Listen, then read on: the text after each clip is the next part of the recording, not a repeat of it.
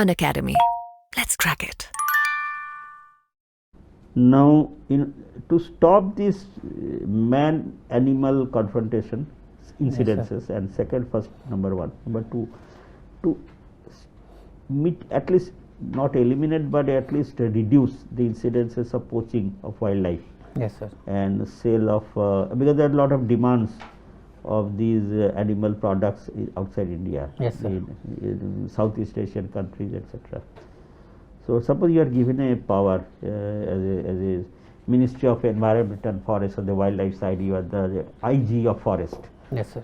the DG of forest, nowadays they must be calling it the head of the forest division in the ministry.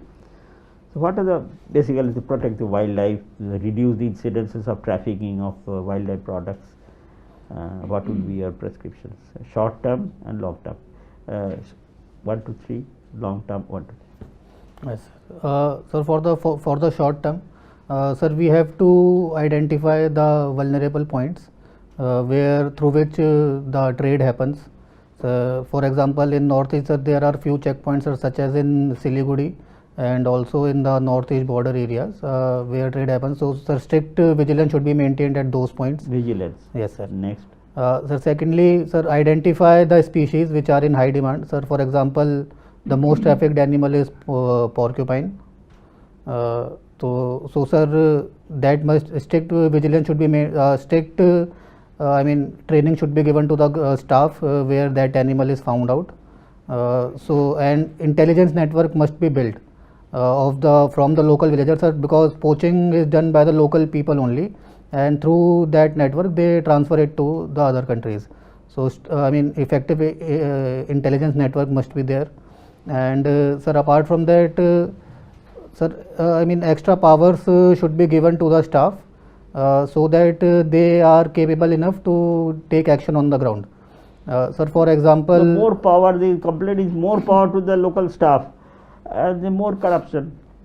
No, sir, I would not say that it would entail more corruption. Sir, for example, to reduce poaching of rhinoceros in Kaziranga National Park in the whole of Assam, the ground staff were given strict orders that they can shoot at sight if they can see any poacher, and that has led to great reduction in the number of poaching cases.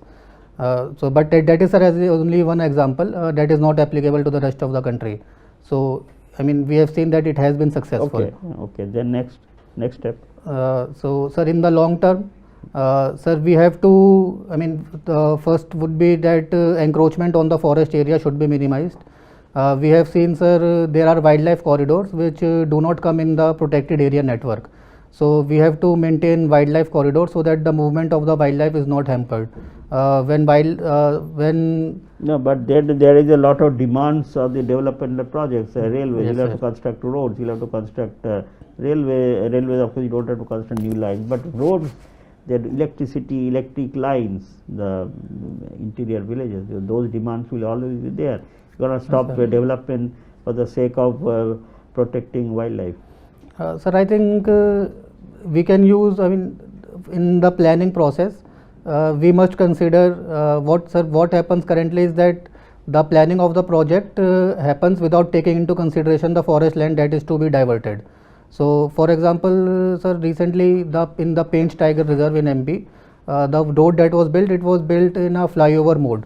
So, it is going, it is in a flyover, and wildlife can cross from the down from the below of the flyover.